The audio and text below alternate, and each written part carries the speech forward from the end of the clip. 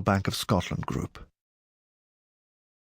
American Airlines grounding another 900 planes this morning. That brings the three-day total to 2,400 flights, or 1 out of every 3 flights the air carrier has each day. Now, the groundings are being pinned to faulty wirings that federal regulators say could cause fires, and American says these cancellations could continue into tomorrow.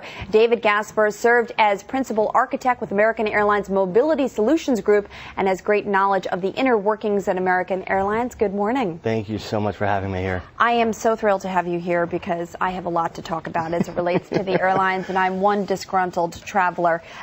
First of all, how did this entire debacle happen in the first place? I think 85% of the blame lies with the FAA. It's like food inspectors with restaurants. If you don't, you can make all the laws you want, but if you don't have the capacity to enforce those laws, it becomes problematic, systemic in the system. You have to, just replace the system and halt it altogether to prevent it from happening. But part of the issue, because I agree with you, I wholeheartedly believe the FAA has to take a lot of responsibility for this. But part of the problem with the FAA is you can't come up with new laws and then not have the people to do the inspections. I mean, where's the FAA staffing? Where's the money to make sure that the planes are safe? I mean, the fact that we're at this level of canceling flights for safety issues, isn't that actually really scary? It is scary. I wouldn't say that the cancellations are systemic, and there's really no pure threat to air travel, in my opinion. What's at stake here is a bundling of wires in the wheel well, from what the information I've received. The real problem here is the funding to put the systems in place to allow the airlines to integrate with the FAA to solve these problems, to keep up to date on the system checks that they perform on the 4 types of checks. There's the A check, the B check, the C check, and the D check. These are done on a weekly basis, a monthly basis, a daily basis, and every 4 to 5 years, where they completely tear down the plane and put it back together. The airlines have to report all these checks, every single system that's detailed and inspected, to the FAA within a certain time frame, usually within 72 hours. So the systems are in place. There was a directive from the FAA to check these bundling of wires within the wheel well, and they didn't have the enforcement capacity to enforce it. The airlines checked it. They did their own interpretation of it because it wasn't very detailed to the airlines.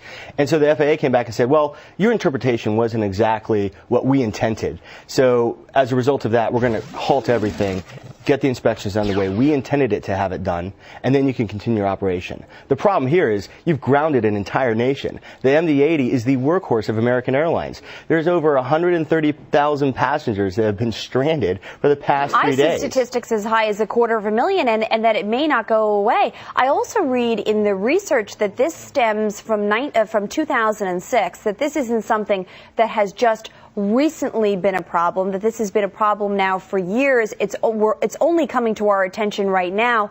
I don't know. I'm sitting here. I hear all this talk about Delta Northwest. I mean, about merger activity. Every experience that I've had flying, particularly on American Airlines, has been honestly horrific. Sitting on the runway for hours on end. Yes. I mean, how can they possibly fix the problem?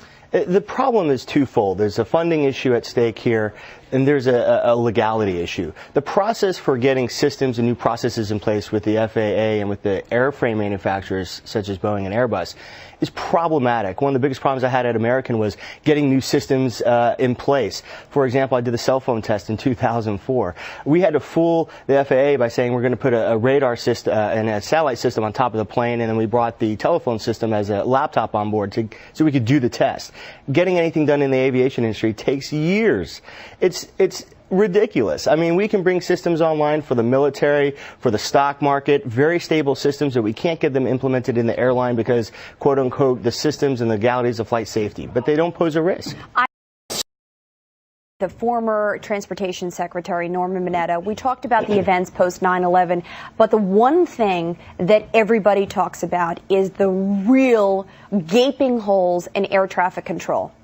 What do we do about that? I understand a lot of it is controlled out of Washington, D.C., but that is also a major problem here, is that the skies right now, I mean, you wonder how there haven't been some major calamities, because it appears as though they don't have a clear vision here, or either the skies are overcrowded. I'm not sure which one it is. Again, it's a combination, but it goes back to the FAA. There are real problems with the FAA. They need an overhaul.